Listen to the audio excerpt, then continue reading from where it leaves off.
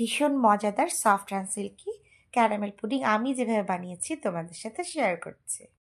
তো প্রথমেই একটা প্যানে 6টা ডিম নিয়ে নিলাম, এতে দিয়ে দিলাম স্বাদ মতো চিনি।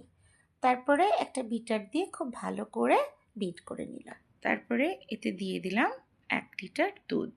তারপরে এটাকে আবার খুব সুন্দর করে মিক্স করে নিলাম। এরপর একটা সসপ্যানে একটু তেল দিয়ে এর গায়ে চারপাশে তেলটা মেখে দিলাম। এরপরে দিয়ে দিলাম এতে চিনিটা দিয়ে এটা হিটে দিলাম। হিটে আমি চিনিটা গলিয়ে এটা ক্যারামেল তৈরি করব।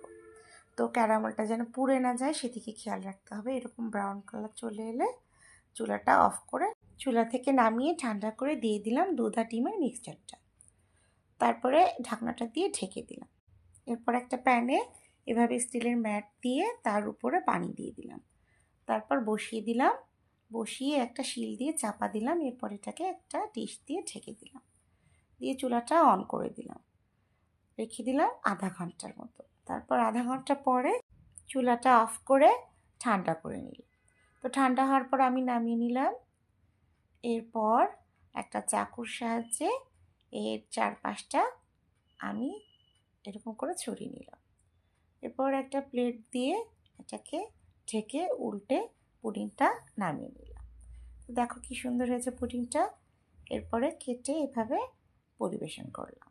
তো আমার ভিডিওটি ভালো লাগলে লাইক, কমেন্ট এবং শেয়ার করতে ভুলো না। ধন্যবাদ।